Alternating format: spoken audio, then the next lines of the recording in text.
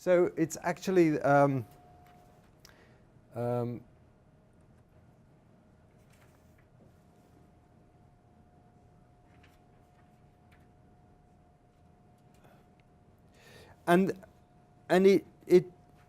it's the point that Naohiro made at the back, that, you know, statistically significant results, you know, focusing on statistically significant results. It's statistically significant results are more likely to be published. They're more likely to be published quickly. They're more likely to be published in English. They're more likely to be published more than once. They're more likely to be cited by others. There was a nice study of this one, of publishing in English, right? It was a nice study of what German researchers do if they do a clinical trial. So German researchers doing a clinical trial, if they get highly significant results, they would say, ah, great, we can publish this in an English language journal. If they get non-significant results, they say, we can publish this in a German language journal. Isn't that interesting? Do you do the same in Japanese? Do you get, in Japan, if you get a really highly significant result, you think, ah, great, English language journal. Is that a possibility or not? Callistus is nodding his head, but are you, do you agree with him? Nihonjin. It's possibility? Yeah? Okay. So, and all of these biases mean the research literature is really quite a mess, really. Yeah? Because when you come to do a systematic review of the literature, the ones that are not published are the negative results or the non-significant results, so you can't find them. They're either not published at all, or they're not published quickly, or you can't find them because they're published in journals that are not indexed on Medline.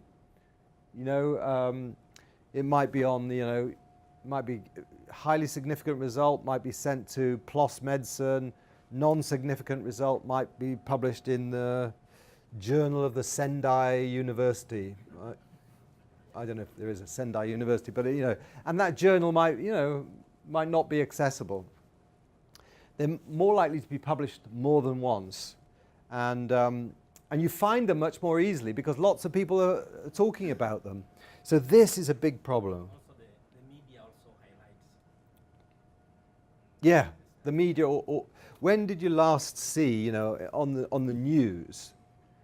Oh, important new news. There was no effect of. It just doesn't happen, does it? You know. And the things that get on the news.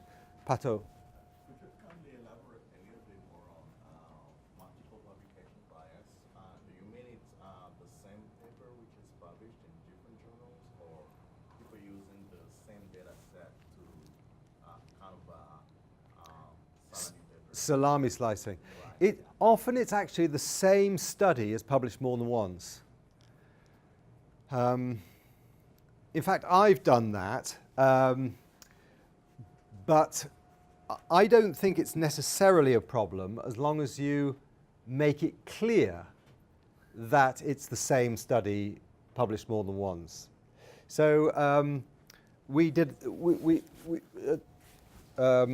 published the CRASH 2 trial. We did this big international multi-center randomized trial that showed that this treatment for bleeding reduces mortality in trauma patients. And so we asked the Lancet if our local investigators, say for example, so it comes out in the Lancet, but the doctors in Nigeria who took part in the trial, they can't sometimes access the Lancet. You have to pay for it. So they asked, could we publish it in our local Nigerian medical journal, which is free. And so I asked the Lancet, can they do that? And the Lancet said, yes, they can, as long as they say, this paper first appeared in the Lancet Medical Journal. And so if anybody's reviewing the literature, they'll say, well, that's just one study. Yeah? But often you don't get that. You get the same paper appearing twice, and you really have to be quite a detective to work out that it's the same study. Often what happens is that you get a list of authors, and the order of the authors change. It's almost like they go, well, I'll be the first on this one, and then we'll write another paper that's almost the same but a little bit different, and you can be the first author on that one. Does that answer your question?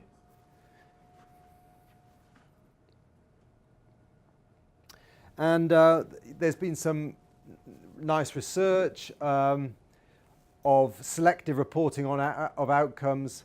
So these are bits of research that have compared. Now, does everybody know what a protocol is? Yeah? A protocol for a randomized trial, or protocol for a study. So a protocol is like a recipe. It's like you say, this is what I'm going to do, and then you have the results, and then this is what we found.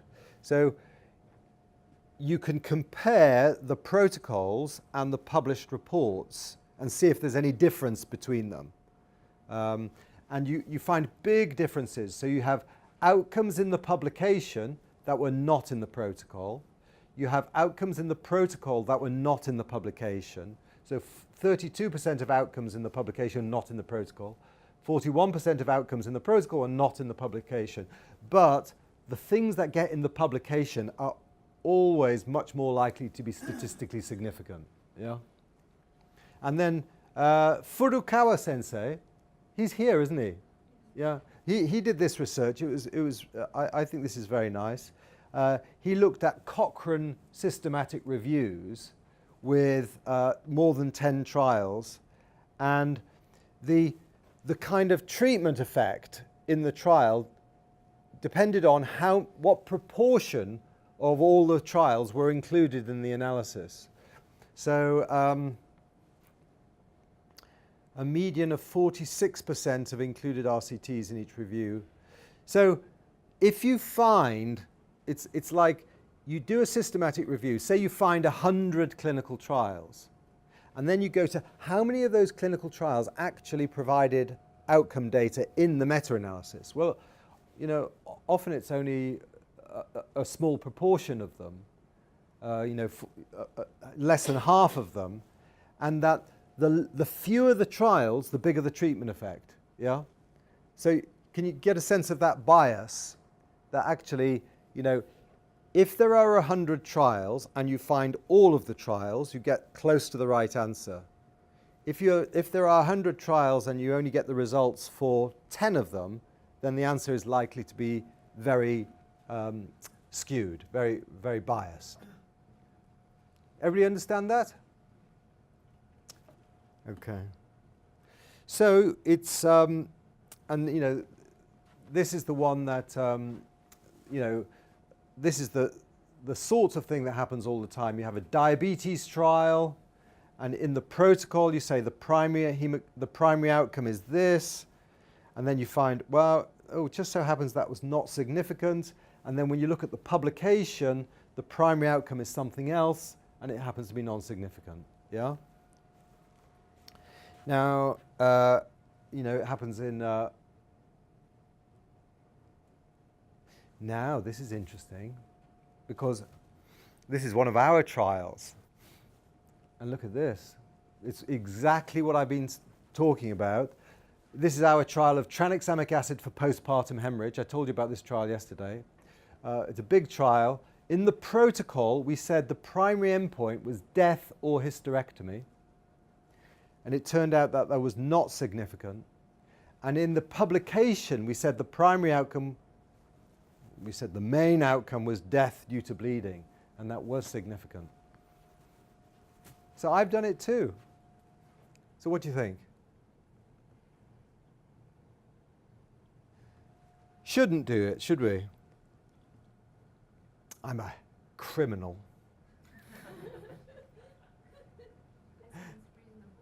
It sounds reasonable. You're just being kind. You're just being kind. No, you should say, Professor, that's not reasonable.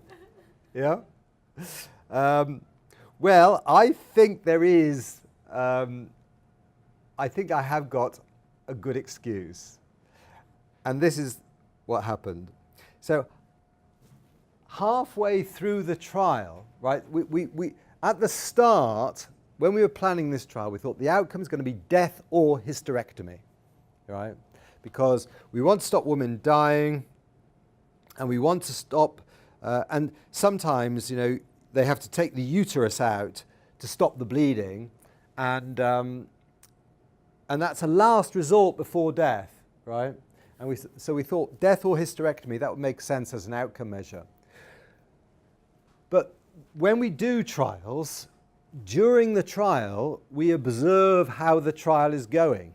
Right? We go to hospitals and we look, and this is my colleague Halima, and she is in Nigeria, and this is a patient in the trial, and we started to notice there was something going on. So, for example, this is a woman here, lying down here behind this woman, and she's got a postpartum hemorrhage, right? She's delivered her baby, and all of a sudden, she starts to bleed like mad, yeah? The blood's coming really fast. And they put up a blood transfusion, and they say, look, this bleeding is coming really quickly. We'll have to take her for a hysterectomy. And then this lady, the doctor in charge says to this lady, go and get the trial treatment. So the outcome is hysterectomy, but in this case, they've decided on the hysterectomy, and then she goes to get the trial treatment. Yeah? So they've made the decision to do a hysterectomy before they've received the trial treatment. So the trial treatment cannot affect the decision to do a hysterectomy. Do you get that? Yeah? So, you know, and what we found is that this situation was happening a lot. That actually, because everything happens all at the same time, that these women start bleeding really, really quickly. And because they're very anemic, they die really quickly. So the doctors in Africa and Asia know that when a woman's bleeding like mad, you've got to take them to theatre immediately to do a hysterectomy. And it's almost like the patient's on their way to the theatre before they even receive the trial treatment. So we realized, hang on, this is not going to work because we've got this primary endpoint, death or hysterectomy, and most of it has happened before the trial treatment. And so it's going to be the same in both groups.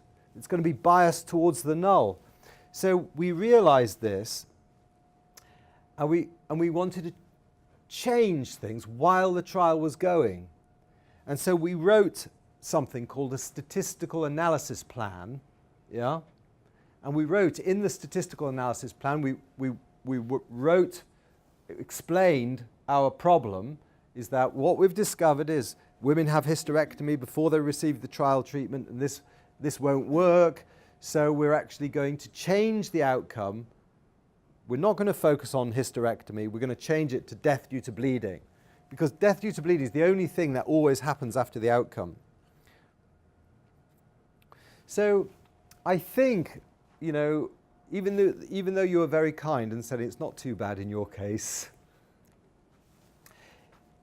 this is what we said in the protocol, this is what we said in the publication, but this is what we said in the statistical analysis plan, yeah? And that was written before knowing what the results showed, yeah? So sometimes, you know, if you do a trial and it runs for 5 years, you decide what you're going to do 5 years ago, and then in 5 years' time you've got lots more information. And so you might want to change things a little bit. And so you can, And that's perfectly all right, I think, as long as it's done without seeing the results. Yeah? So what anything, I think that's good. So if you're going to make any change, it's got to be done blind to the results. Do you get that? Yeah? Because as soon as you've seen the results, you've got the opportunity to be influenced by the results. And you shouldn't. You should make your... so what we did is, this is what we did in the trial. We thought it would be controversial. And so what we did is, what we like to do is be very open about everything and explain everything. And so my son is a filmmaker. He likes making films. So we made a little film that we planned to publish or make available this film at the same time as we made the results of the trial. And so this is the little film we made. I'll show you this.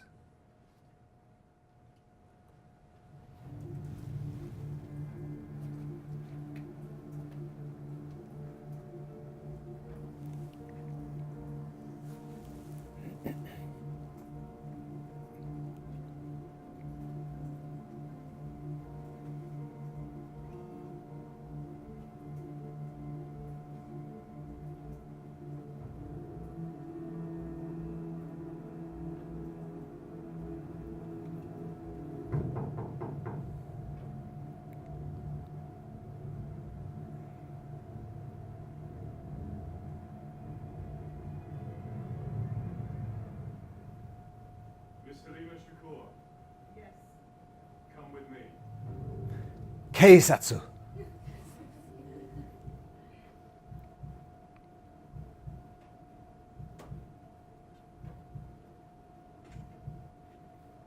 State your name. Lima Shakur. Ian Roberts. State your profession. Director of the Woman Trial. Woman Trial Chief Investigator. Let me tell you what I do.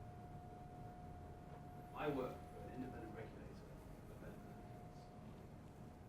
We operate based on the assumption that any effectiveness claim that can be substantiated is audacious.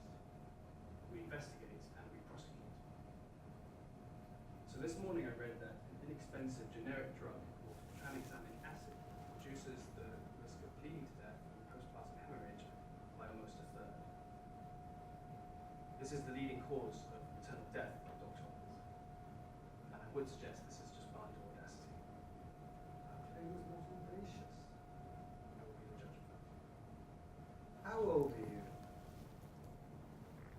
It's relevant. He's just a kid. Is this your first job? I requested your case. Of the 500,000 maternal deaths that occur every year, a quarter of these occur in South Asia. Postpartum hemorrhage being the leading cause of death. So yes, I may be young, but please do not misconstrue my youth for either ignorance or inexperience, as I intend to investigate your claim. Understood? What do you want to know? Okay, so as you can imagine, when a copy of the Lancet landed on my desk last week, and lo and behold, I read that down at the London School of Hygiene and Tropical Medicine, they've trialled this drug, this TXA. Tranexamic acid, that's right. A drug treatment that reduces the risk of bleeding to death and postpartum hemorrhage by almost a third. And I thought, wow, that sounds too good to be true. Which is why this conversation is so important, which is why I requested your case. Because usually when things sound too good to be true, they are. So, Mr. Shakur, tell me what you do. I work with doctors and nurses in 21 countries to randomize over 20,000 mothers with severe bleeding to receive tranexamic acid or not. Originally 15,000. Sorry? Well, it was originally 15,000 patients. Can I ask why you would increase the sample size? Because we wanted a larger sample size to detect an effect on mortality. See, now, I heard you say that, which brings me on to my next point. The primary outcome wasn't statistically significant now, was it? Sorry. Well, you set out to see if tranexamic acid reduced the risk of death or hysterectomy. I mean, look, I given the protocol. You achieved nothing, no effect at all. And then you release this paper here, suggesting that you were expecting this outcome all along. And that very conveniently switches the focus to death, don't you see? And I'm studying something here, Lima, and I'm not liking it. Well, you're partly correct about the hysterectomy. But Well, what was it? You know, I'm sensing a little bit of post-hoc data dredging going on here. Is that an official term, post hoc data dredging? You should know better. You don't have to understand. I want to, it's really important. I admit we got it wrong on hysterectomy. What did you get wrong? Only after the trial started did we realize that many women were being prepared for hysterectomies even before they got the trial treatment. Halima, I know for a fact that you work very closely with a number of hospitals. So we made that film, and we thought we could. We had written a protocol, and then we wrote a paper, and the primary endpoint had changed between one and the other, and we wanted to make it clear why, and so we made this little film. Well, my son did, and the interesting thing, nobody would let us publish it. Nobody, you know, the university. We wanted to put it, you know, with our paper, but the Lancet weren't interested, and the university weren't interested either. And it's almost like this sort of openness they don't really like, you know. So anyway, so what I've said so far is things can change from the protocol, but they should not change given a knowledge of the results. Yeah. You should write a statistical analysis plan blind to the results. Now,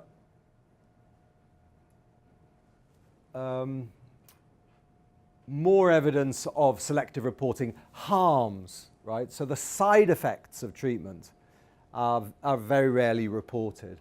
So as a journalist, you know, this is the sort of thing that you would have to ask about, you know, because often you get, you know, well, this fantastic treatment, you know, does this, and so you'll want to know about any adverse effects, you know. You want to know about safety, and safety is often not reported in the paper.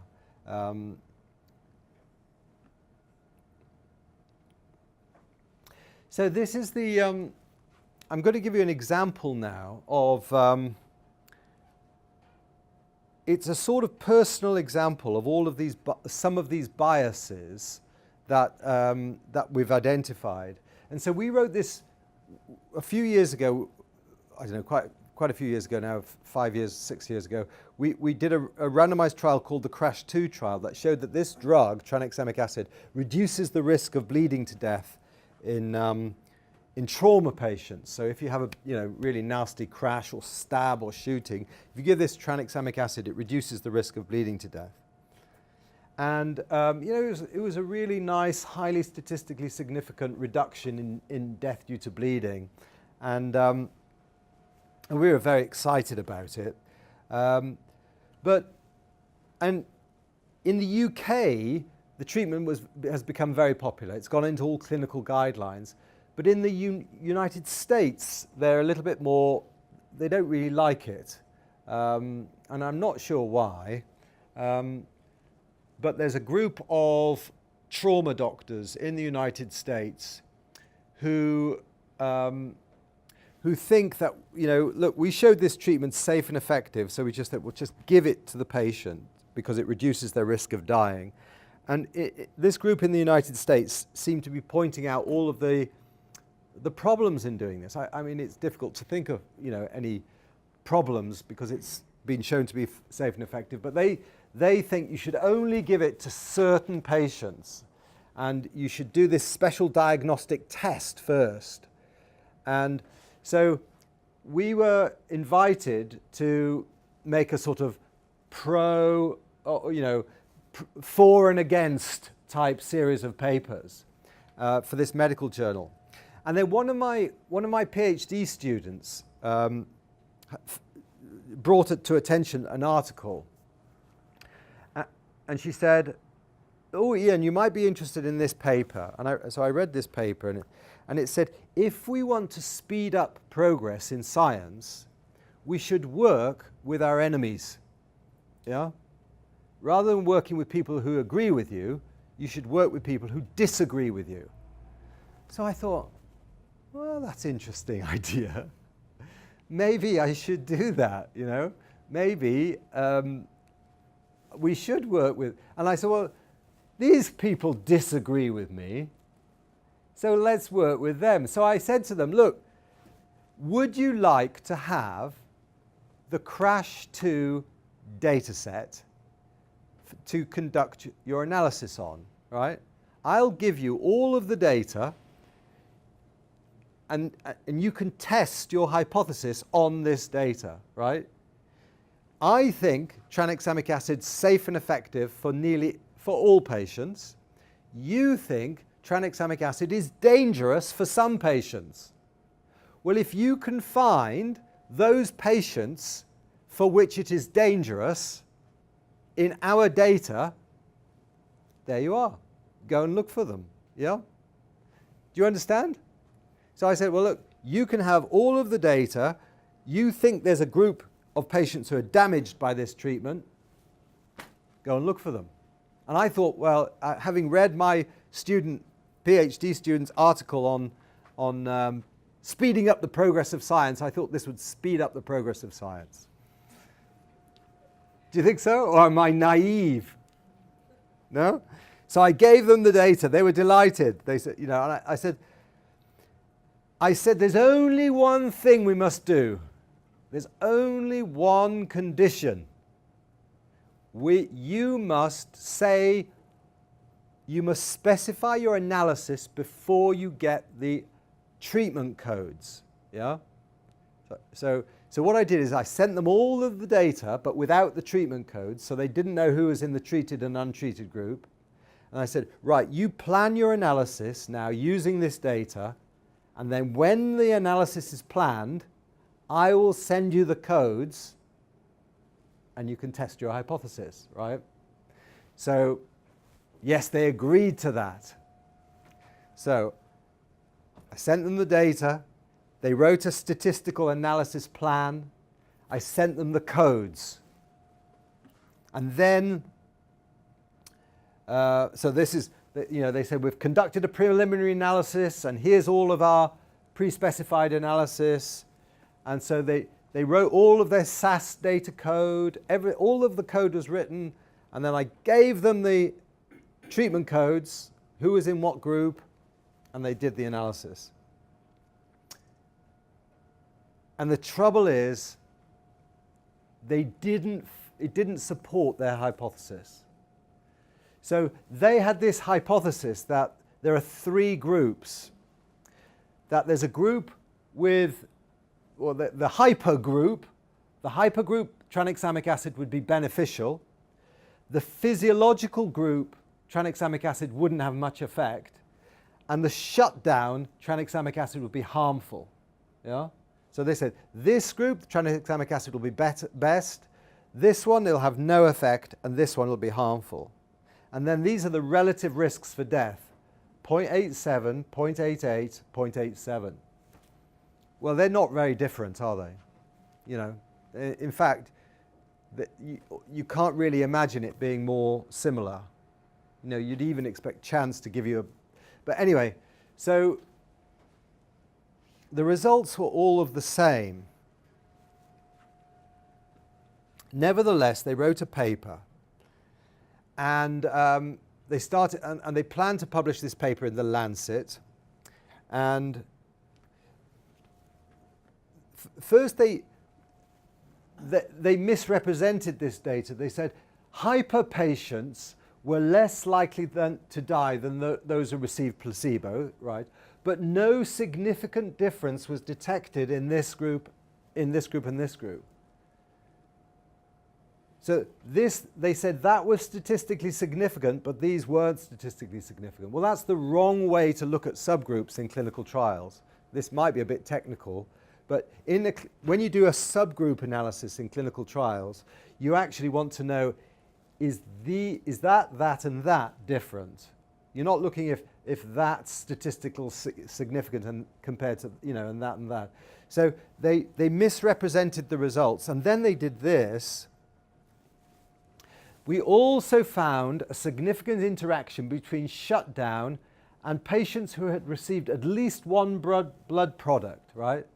So they did another analysis that wasn't specified in the statistical analysis plan, and that seemed to show, that seemed to confirm their hypothesis, right? So I'm in a difficult position now, aren't I? So I gave them the data. I said the only condition is you write a statistical analysis plan. They wrote a statistical analysis plan. They ran the analysis. It didn't prove their hypothesis, so they did another analysis that wasn't part of their statistical analysis plan that seemed to support their hypothesis. So I pointed out to them, I said, well, look, I said, well, hang on, that analysis wasn't part of your statistical analysis plan. And then it started getting interesting, because they wrote back to me, yes, you're correct, of course, that we failed to include the language about these subgroup analysis. And that was an oversight on our part. But we always do these analyses.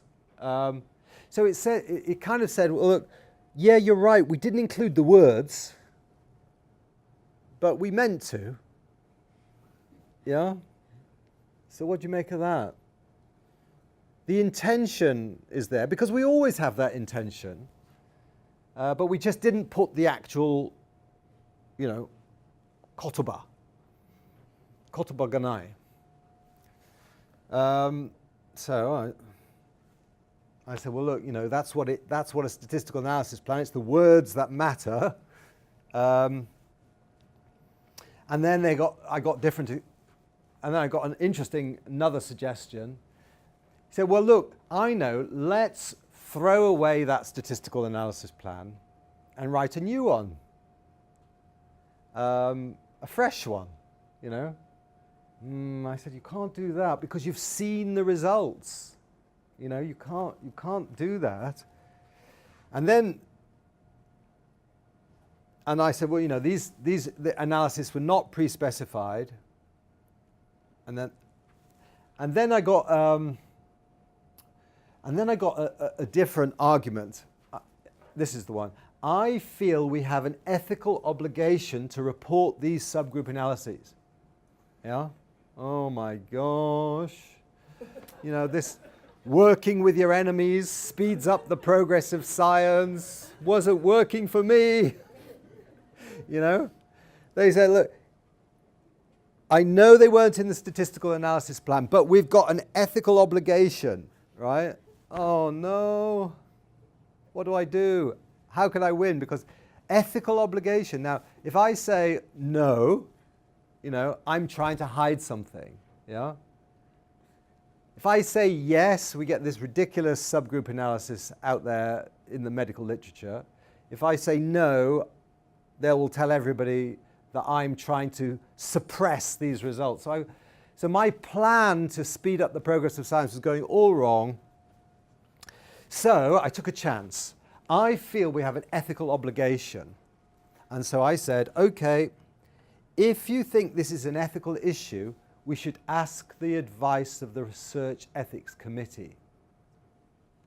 If they also think there's an ethical obligation to present these subgroup analyses, then I'm happy to go ahead. Right? So it's a bit risky, isn't it? Because it's the ethical committee of their university. Yeah? Not the ethical committee of my university. But I was hoping that ethics committees will act ethically wherever they are in the world. Yeah? And they did. So I got this lovely response that said, Dr. Roberts asked Dr. Moore to provide the specific analysis that they planned. The plan provided did not include the subset analysis. The specific analysis did not use variables. This is The ethical question of whether and how best to treat trauma patients does not seem to be addressed with scientific rigor. The results outlined are hypothesis generating only, and it said basically they can't publish this. So I was really relieved by that. So they said, no, we don't agree. There's no ethical issue here. The analyses are invalid, and so this, thank goodness for that. It was a happy ending. Well, actually, it wasn't a happy ending. Then they wrote a new paper. I got this new version of the paper, and it had a different. It still was very positive about their hypothesis, but had a different. It was a paper about the benefits of international collaboration and data sharing. I couldn't believe it. I said, hang on, we've just had a dispute. You just lied to me. And we had to get the ethics committee to rule on this. And now you write this paper about how harmonious and lovely everything is. I said, it's not true. You have to write, tell the truth. Tell them we had a disagreement. Write that down. And then all communication has stopped. I haven't heard from them since, right? So now what they're going to do, they've won in the end, haven't they? Because what will they do? It didn't support their hypothesis. So they're not going to publish, are they? Yeah?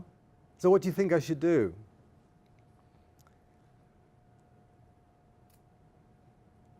So it's selective reporting in the end, isn't it?